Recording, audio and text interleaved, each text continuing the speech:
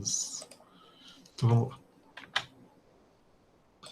Então, pessoal, esse é um capítulo introdutório, mas tem muitos termos que ao longo da pesquisa você vai se deparar, né?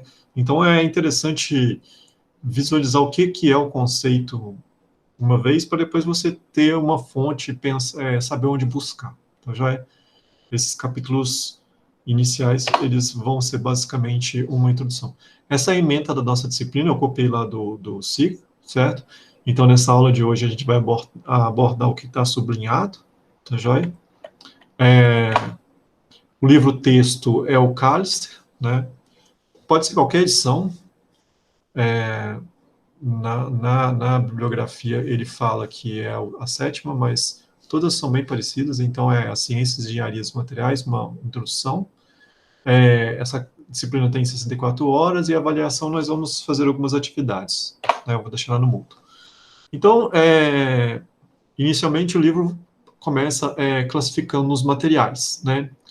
E ao longo do texto, o livro aborda muitos tópicos com relação aos metais, tá joia? E aí ele foca bastante nos metais. Né? Os metais, eles têm uma característica que eles são arranjados assim de forma muito ordenada em comparação aos outros materiais, né? E eles são bem densos, né? São rígidos, resistentes e ainda são dúcteis, né? Você tem o ouro, a prata pura, você consegue dobrar facilmente com a mão, certo? Então, devido à quantidade de elétrons livres que ele possui uma boa condutividade elétrica e térmica, né? Como é que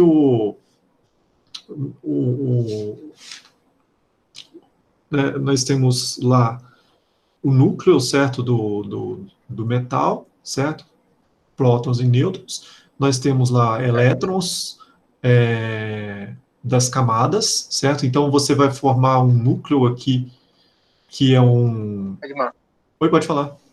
não sei se você não está transmitindo a tela, então... Nossa. Valeu. Eu percebi que você estava falando, tipo, Cara, desculpa, eu esqueci mesmo. apontando na tela, mas... Acontece, senhor. Nossa, eu tô desligado. Vamos lá. Acontece. Valeu, Anderson. Dormi aqui.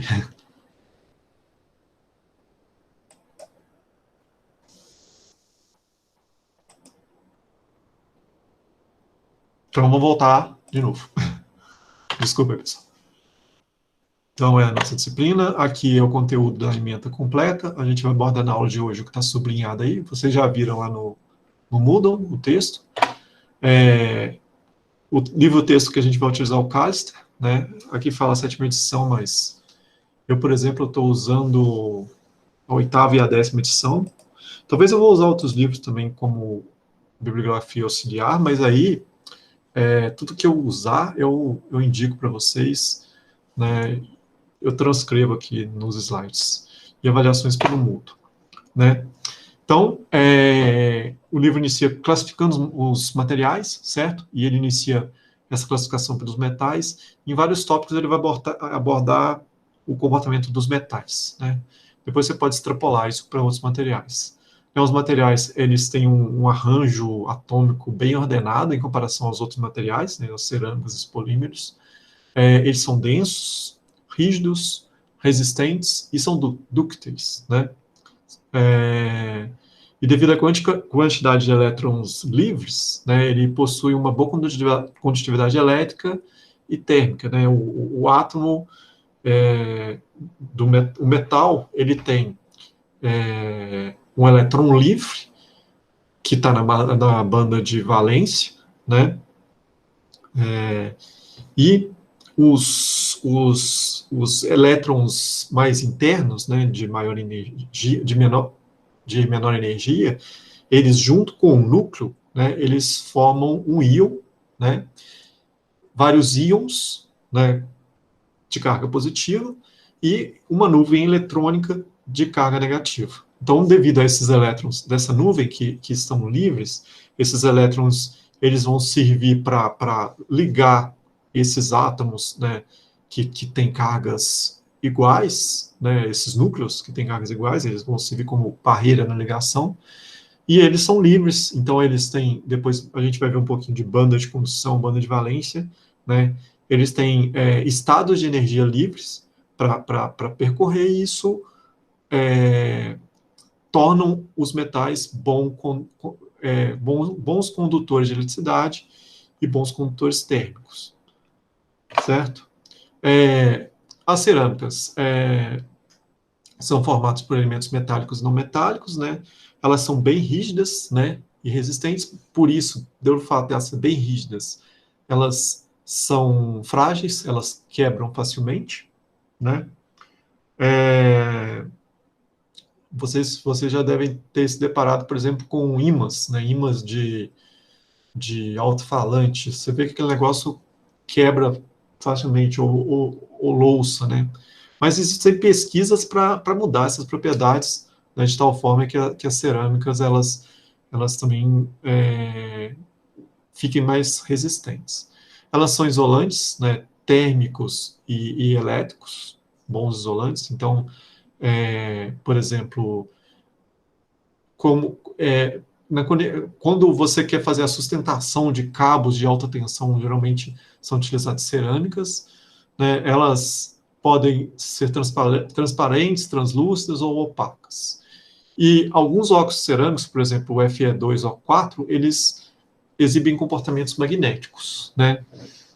Se você faz uma cerâmica com esse composto, né, com Fe2O4, geralmente você consegue propriedades magnéticas interessantes. Por exemplo, você consegue uma cerâmica que, ao mesmo tempo, ela é isolante e, ao mesmo tempo, ela possui boas propriedades magnéticas. Então, por exemplo, se você quer construir um núcleo de transformador, né,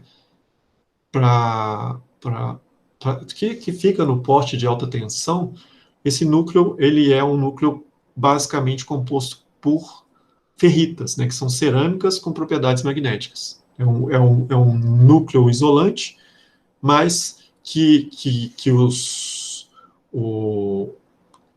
dipolos magnéticos se alinham, né, de acordo com o campo magnético, evitando perdas. Aqui tem alguns exemplos de cerâmicas, né, para aplicação térmica, né. Aqui nós temos exemplos de alumina. Isso aqui é utilizado em fornos, né, de alta temperatura. Então, isso aqui, por exemplo, fornos que vão até 2.000 graus Celsius, eu já vi cerâmicas dessa forma. Utilizados na biomedicina, né, cerâmicas, por exemplo, como cabeça de fêmur, dente e porcelana, né, são exemplos de cerâmicas. Professor, Pode falar. só uma dúvida. Essa parte dos cerâmicos, eles sempre vão ser mais resistentes. Como é que está escrito Mas ali? suscetível à fratura. Não, assim, tipo, ele sempre vai ser um Mais duro, isolante tipo, mais elétrico duro. ou depende da temperatura? Não, ele pode. Você pode dopar essa cerâmica de tal forma que ela tenha a propriedade semicondutora, Ah, a entendi. característica semicondutora. E aí você pode aplicar ela como um semicondutor. Você tem isso em componentes eletrônicos também. Ah, entendi. Cerâmicas dopadas. Mas ela é uma vantagem, em algumas aplicações é uma vantagem ela ser um bom isolante elétrico e térmico. Né, que, por exemplo, para aplicação em forno, você tem o calor concentrado no interior do forno, então você não perde calor para o meio externo. Certo, uma coisa, uma xícara, né? Uma caneca. Isso. Uhum. Entendi. Então tem algumas vantagens. Mas você pode dopar a cerâmica por ser um material mais barato, também pode ser usado como semicondutor. O outro tipo de material são os polímeros, né? Aí nós temos como exemplo o plástico e a borracha. A maioria deles são formadas por cadeias orgânicas, né, que tem a sua química baseada na química do carbono e hidrogênio, então tem várias ligações de carbono e hidrogênio.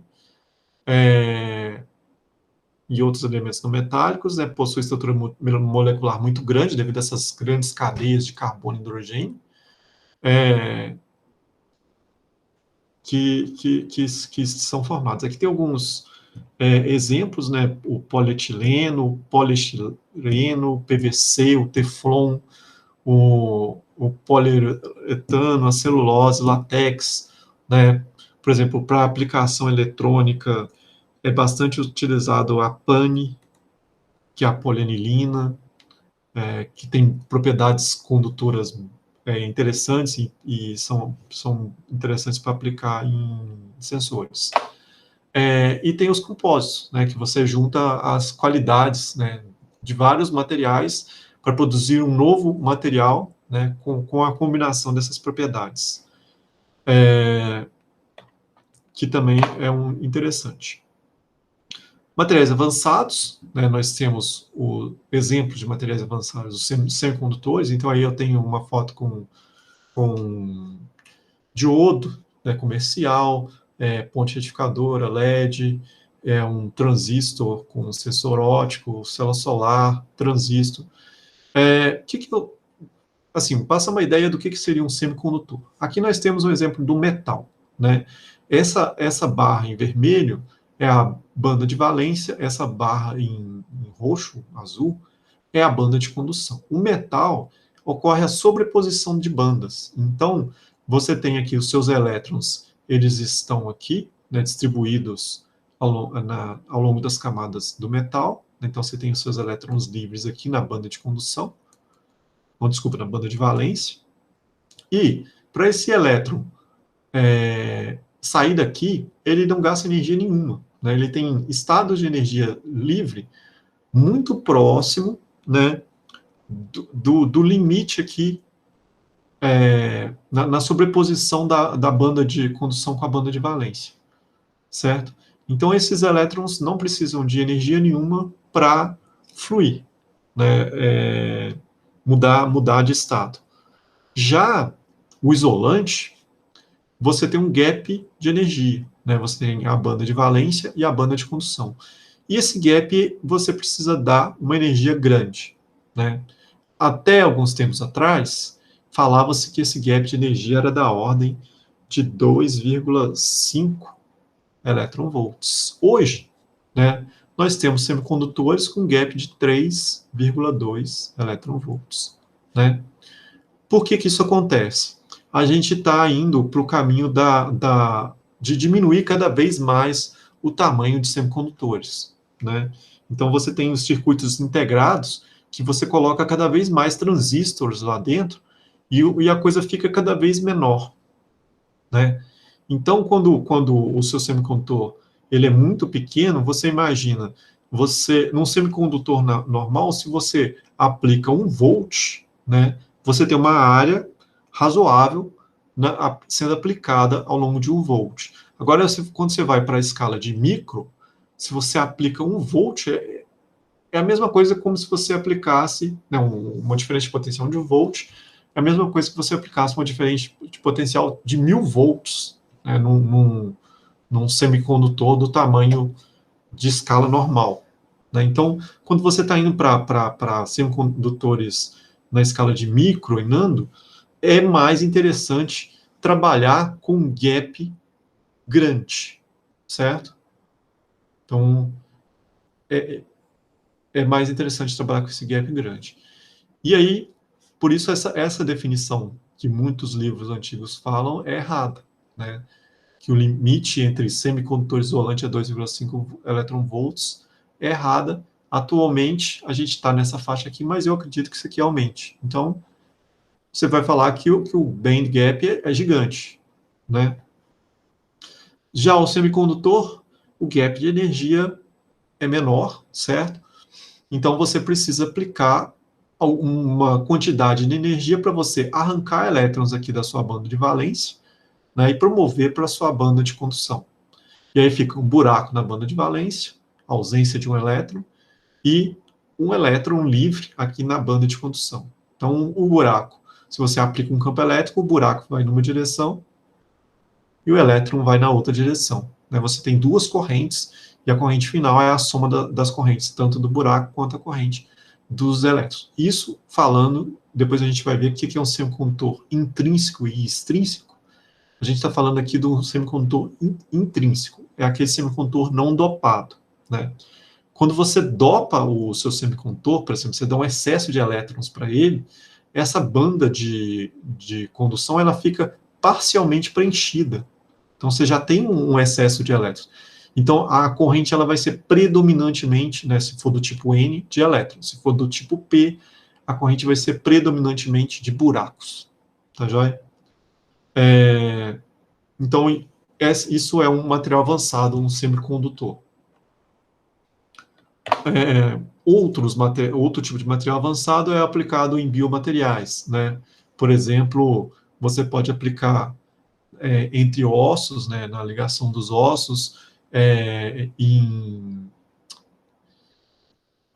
em vasos sanguíneos, né, na conexão com o coração, devido a defeitos aqui nas válvulas, nas veias que podem levar a que eles chamam de infarto, né? Equipamentos para audição, para visão, dente, você tem atualmente cerâmicas sendo aplicadas para drug delivery, né? Que são cerâmicas que você testa ela para, por exemplo, quando ela geralmente a região do corpo humano onde você tem uma doença, por exemplo, uma inflamação ou um câncer, essa região ela possui uma temperatura maior do que a restante do corpo humano. Então você testa a cerâmica, por exemplo, para quando ela virar uma cápsula, né,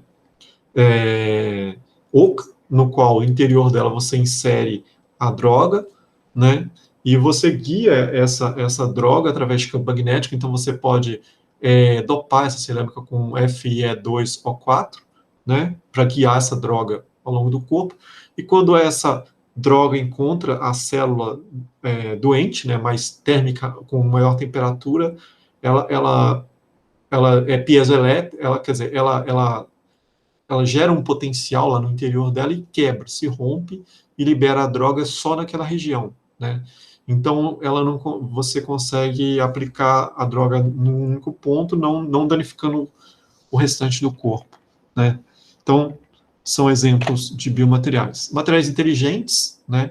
Que são sensores, materiais que respondem ou que a estímulos, né, diferentes estímulos ópticos, elétricos, magnéticos, materiais que respondem a estímulos, por exemplo, de reagentes químicos, materiais que têm memória, né?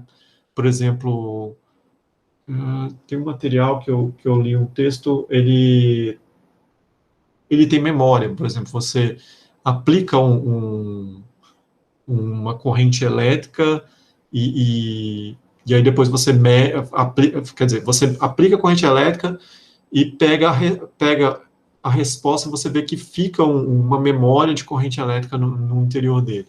Então, e essa memória é usada, por exemplo, para HD, pendrive, são essas aplicações. Pessoal, vocês estão aí ainda? Sim. Beleza. Só para ver se não caiu. Outra característica dos materiais são os nanomateriais, né? Quando você vai para escalas, né, menores do que 100 nanômetros, né, então, menores que 100 nanômetros, a gente trata de nanomateriais, né? Os nanomateriais são interessantes porque algumas propriedades físicas, elas costumam mudar, né, em dimensões próximas às dimensões atômicas, né? Então, abaixo de 100 nanômetros.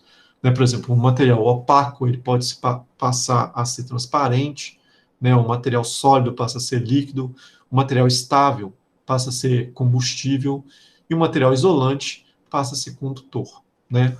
Alguns desses efeitos têm origem na mecânica quântica, né? E outros estão relacionados com os fenômenos de superfície, né? Estados de superfície mudam as características dos materiais.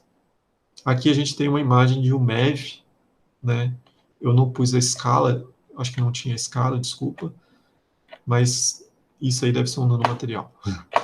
E fenômeno de superfície Sim, pode falar. é sobre o formato da estrutura dele que muda?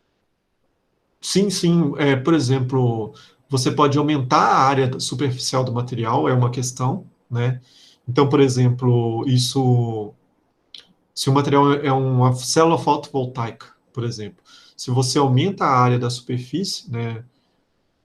Então você tem, por exemplo, você pode aumentar a área da superfície fazendo Então pega o seu material lá, o seu silício, e faz nanoburacos, né, nanotubos no interior dele, certo? Você está aumentando a área superficial, então a radiação, além dela atingir aqui em cima, ela pode penetrar aqui nesses buracos. Outra coisa, fenômeno de superfície, é quando você está tratando de um material que ele possui várias camadas, né, de materiais de materiais diferentes, né? Então, a interface, né, entre os materiais, por exemplo, se eu tenho um material que é uma heteroestrutura, por exemplo, de arseneto de índio com arseneto de galho. Deixa eu desenhar isso aqui direito. Com arseneto de galho, GaAs, né? Esse material na interface entre os dois materiais aqui, você tem diferença de constante de rede, você tem impureza, né? Você tem o arseneto de galho entrando no arseneto de índio.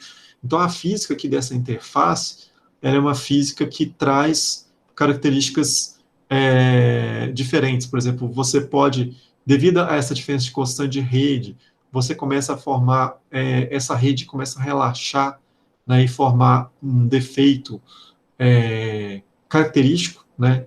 E esse defeito ele vai se propagando ao longo da rede, né? De tal forma que se você coloca aqui mais uma camada de arseneto de galho,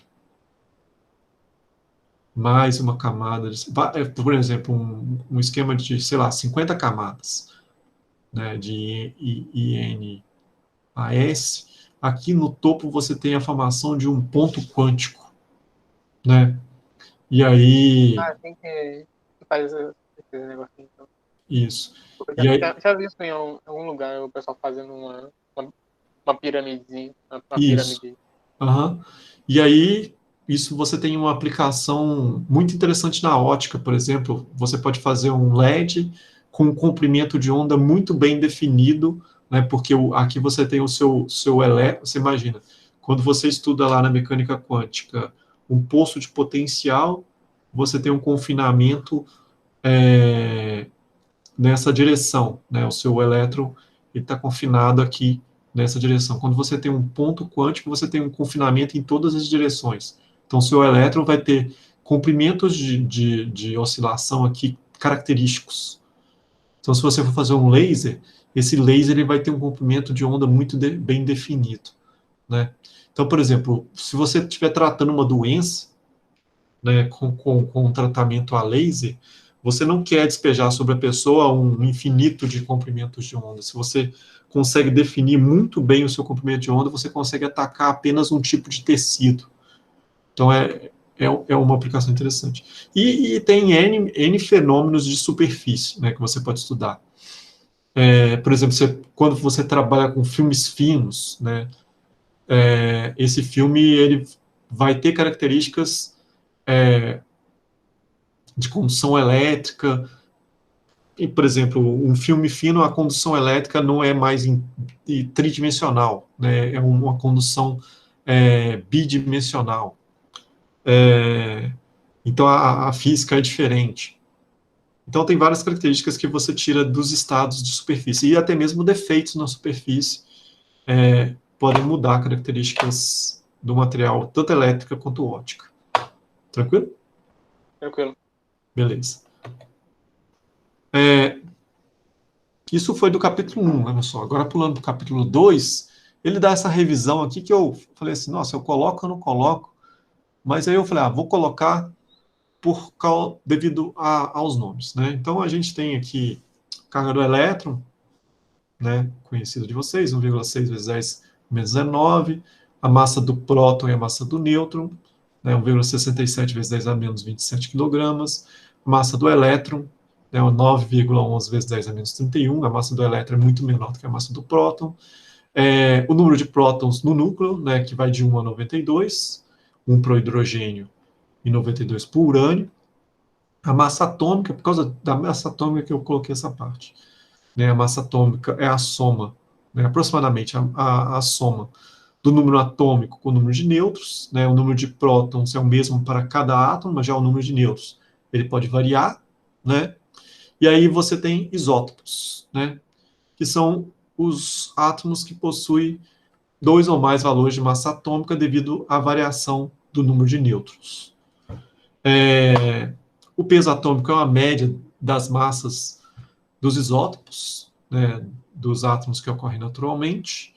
A unidade de massa atômica é representada aqui por esse UMA aqui, né? Um UMA, né, equivale a 1/12, né, da massa atômica do isótopo mais comum do carbono, que é o carbono 12, certo?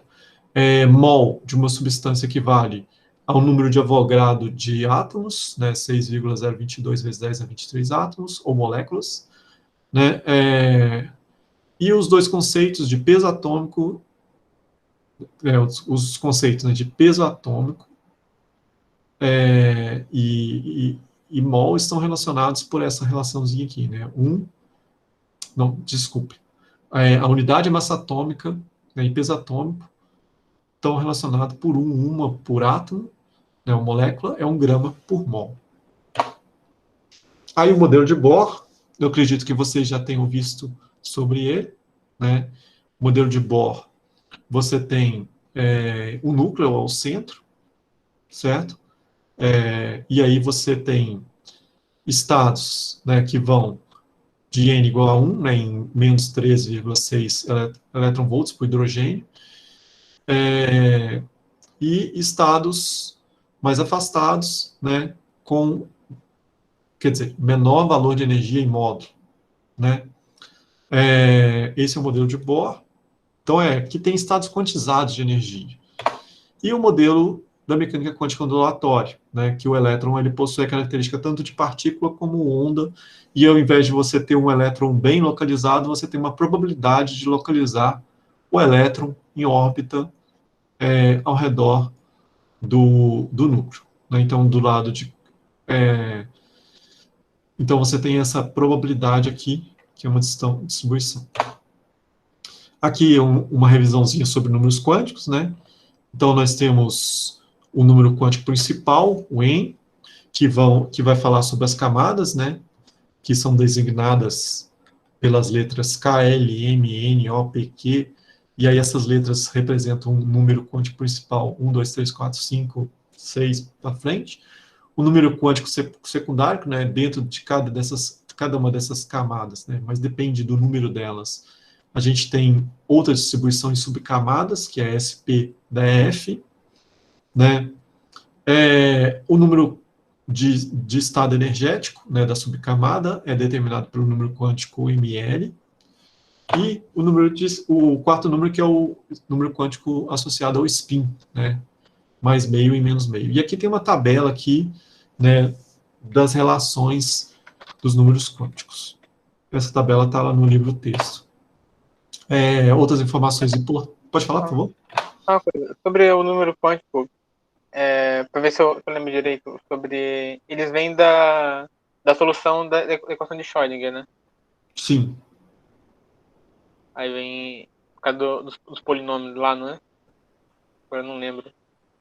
Sim, eles vêm. Você pega a equação, resolve e encontra aquele negócio lá que o pessoal da química faz, que é essa distribuição SP, KLMNO, SP da F. Tá, entendi. Certo? Ok. Obrigado. Mas, A gente não vai chegar a ver a solução na matéria, não, né? não, essa matéria ela é bem ela é a primeira matéria de física do estado, da ênfase de física do estado sólido. Vocês fizeram o estado sólido primeiro, né? Essa matéria é mais básica. Ok. Tá joia? Ok. Ela é meio que uma divulgação da linha de materiais. Ela cobre um monte de coisa, mas bem superficial. Mas a gente pode discutir. Algumas outras informações importantes, né? O princípio de exclusão de Pauli, né? Que estipula que em cada estado eletrônico, né, você pode ter no máximo 2 elétrons, mas esses elétrons devem possuir spins opostos, né? O elétron de valência é o elétron que está situado lá na última camada, né, de distribuição eletrônica. Esse elétron ele vai participar das ligações químicas, ele vai participar da condução, tanto elétrica como térmica, e ele vai dar bastante propriedade ao material. E configuração eletrônica estável são aqueles últimos elementos lá da tabela periódica, aquela coluda dos gases nobres lá, né, que tem suas camadas todas preenchidas, então eles não precisam de realizar ligações, eles não são bons condutores elétricos, eles não interagem, né? As ligações, eles se ligam por ligações secundárias, né, ligações de Van der Waals, né, ligações de dipolo. Eles são interessantes, também são interessantes por essas propriedades de não se ligar. Por exemplo, se você quiser fazer uma reação que não seja contaminada, você tira a atmosfera e coloca uma atmosfera de um elemento estável, que ele não vai se ligar ao seu material que está sendo crescido. Ligações atômicas, né, nos sólidos. Então, a ligação atômica, a gente vai ter uma força atrativa, certo? E uma força repulsiva no interior. Aí está representado aqui graficamente a força atrativa de atração entre os átomos e a força repulsiva, tá certo? E existe um ponto, né, de equilíbrio, né, entre as forças. A força atrativa depende do tipo de ligação entre os dois átomos, né? E a força repulsiva devido à interação entre as nuvens, né, dos elétrons dos dois átomos. Algumas vezes é interessante você trabalhar com energia, então você transforma a força em energia. Certo?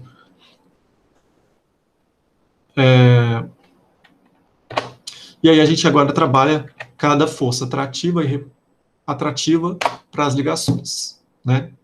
A ligação iônica, ela ocorre sempre entre um elemento metálico e um não metálico, né?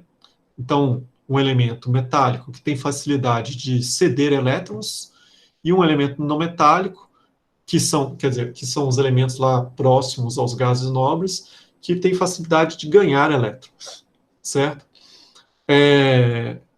E aí um elemento metálico cede elétron, ele se torna um íon positivo, e um não metálico recebe o elétron e se torna um íon negativo. Então, existe uma atração coulombiana entre os dois.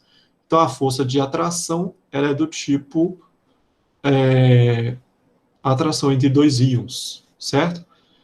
E a repulsão, devido à nuvem eletrônica, ela é dada por essa relação, né, que vai depender, né, tanto o A aqui da força de atração, quanto o B, né, da repulsão e o N, eles dependem do material, né? A ligação iônica é denominada não direcional, então ela ocorre em qualquer direção do átomo. É a ligação predominante em materiais cerâmicos, tá certo? Os materiais iônicos são caracteristicamente duros, frágeis e, além disso, isolantes elétricos e térmicos, né? Porque eles já completaram lá a sua ligação e não tem elétrons livres, a não ser que você dope eles. A ligação covalente, Nesse caso, a ligação covalente ocorre o compartilhamento dos elétrons, né? Nesse caso, a ligação ela é direcional, né? Ela ocorre apenas numa direção. E aí eu coloquei como exemplo 2 hidrogênios, né? Formando H2. E aí você tem a ligação com compartilhamento de 2 elétrons. A matemática dessa ligação é lá do estado sólido. As ligações covalentes podem ser muito fortes, como no diamante, que é muito duro e possui uma temperatura de fusão elevada, né, e muito fracas, como, por exemplo, o bismuto. Os materiais poliméricos são típicos dessa ligação, né? É possível existir ligações interatômicas parcialmente iônicas e parcialmente covalentes, né? E aí você pega lá na tabela periódica, né, e fala assim, quanto maior for a diferença de eletronegatividade, mais iônica é a ligação. Então, quanto mais afastado estão os átomos na tabela periódica, mais iônica é essa ligação. Quanto mais próximos, né, maior vai ser o grau de covalência. Sobre eletronegatividade, eu coloquei aqui a figura, essa tabela. Então, nós temos aqui, ó, a eletronegatividade, ela cresce, né, da esquerda para a direita e de baixo para cima, né? Aqui que eu estava falando, esses elementos aqui são os não metais, né? Aqui são os gases nobres e aqui são os metais, para cá, certo? E a eletropositividade é o contrário da eletronegatividade. As ligações metálicas ocorrem em metais e ligas, né? Então, como eu falei, os elétrons de valência, eles não estão ligados ao átomo, né, do sólido, mas eles passam a pertencer a todo o metal como um todo, né? Formam uma nuvem eletrônica, e o restante dos elétrons, né, e o núcleo, ele forma um núcleo iônico. Né? Esses elétrons livres protegem os núcleos iônicos, né, das forças eletrostáticas e atuam como cola, que mantém o núcleo iônico, os núcleos iônicos unidos, certo? E também participam da condução elétrica e térmica. Agora são ligações secundárias, né, ou ligações de Van der Waals. Essas ligações são ligações que ocorrem entre dipolos, né, dipolos atômicos ou moleculares. Elas são ligações fracas, né, comparadas às anteriores, e elas são evidentes, né, lá nos gases inertes, né, que possuem estrutura eletrônica estáveis. Né? Elas têm ligações do tipo dipolo induzido, flutuantes, né? Você tem lá o seu átomo sem a formação do dipolo, mas ao estar próximo de um dipolo, ele induz um dipolo nesse seu átomo, e aí ocorre a ligação por dipolo induzido, tá certo? Então, por exemplo, dependendo do seu elétron, lá, a probabilidade onde ele está, de repente ele fica numa situação tal que ele forma um dipolo, e isso vai induzindo dipolos nos outros átomos, e forma-se a ligação. Tem ligação entre moléculas polares e dipolos induzidos. Por exemplo, se você forma uma molécula de HCl, né, que está representada aqui nessa letra A, né, esse dipolo, ele induz um dipolo no outro átomo, e aí você tem a ligação de Van der Waals por dipolo induzido. E dipolos permanentes, né, forças de Van der Waals também existirão entre moléculas polares adjacentes. A energia de ligação associada são significativamente maiores que as ligações que envolvem dipolos induzidos. O tipo mais forte de ligação secundária é a ligação do hidrogênio. As moléculas ligadas covalentemente, né, como ao flúor, ao oxigênio e ao nitrogênio, formando o ácido fluorídrico, a água e o NH3. Senhor, pode falar? Só pode dar uma luz nessa parte de moléculas polares adjacentes? Moléculas seria exatamente? polares.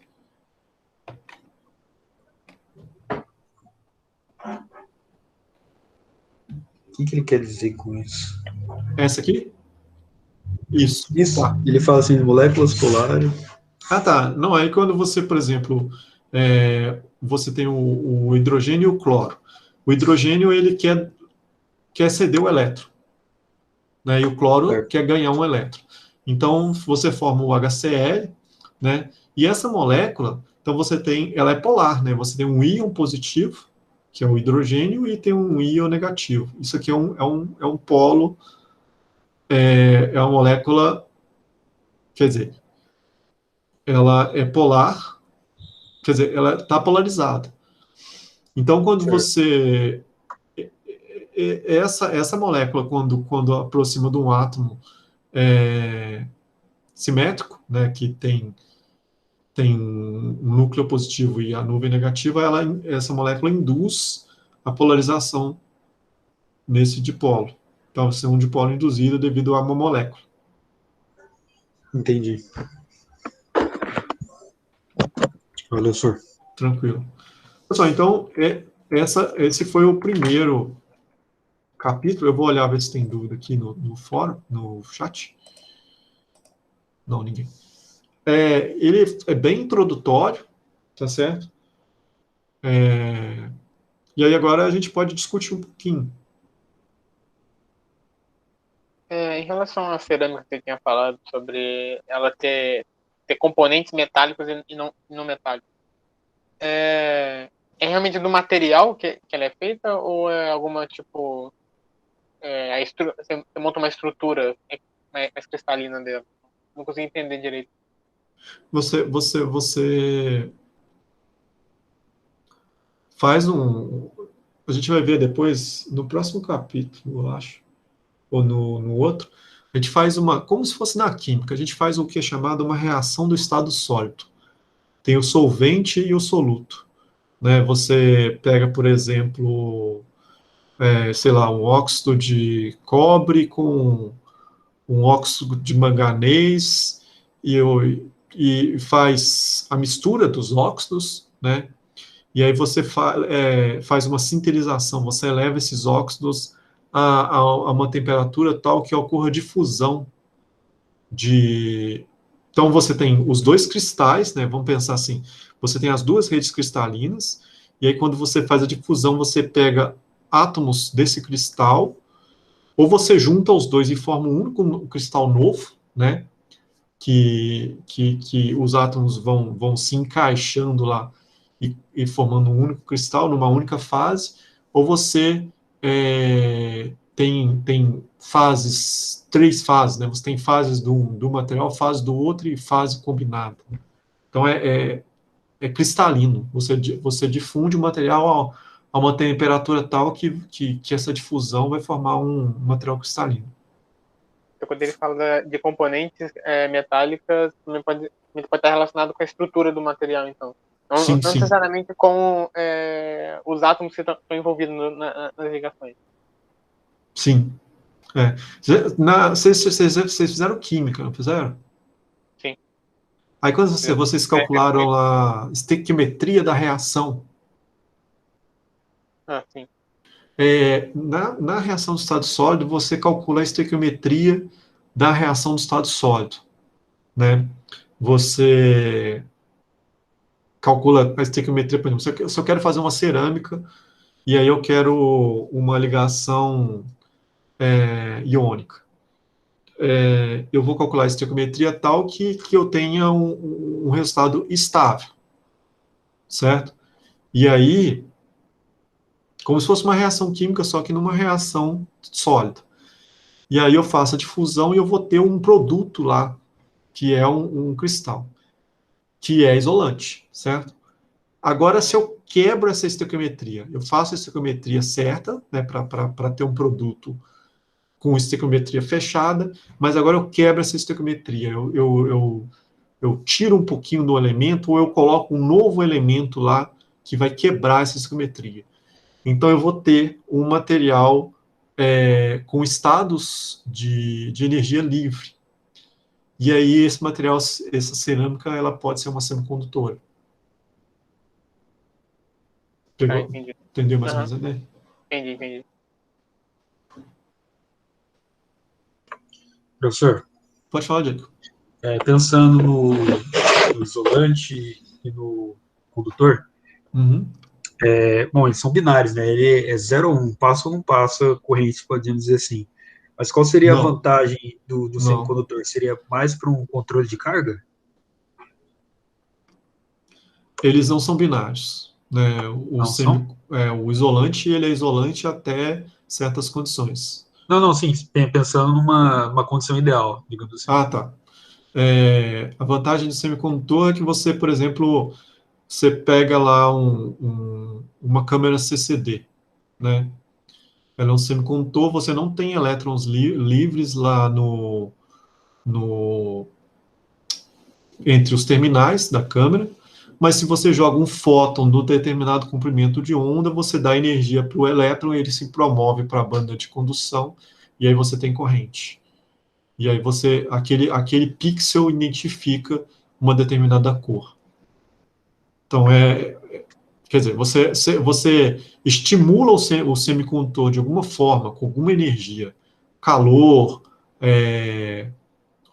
radiação solar, qualquer estímulo você tem uma resposta que você não teria num, É o metálico. num isolante, e no metal. Então, Então, o semicondutor é um material inteligente, né? eu posso moldar ele dependendo do que eu estou procurando, né? Do que eu estou querendo. Isso. Se você quer uma coisa básica, por exemplo, um diodo retificador, né? Você imagina só, por um lado, você coloca uma barreira de potencial, então o elétron, se ele vem da direita para a esquerda, ele tem um potencial gigante para vencer aquilo.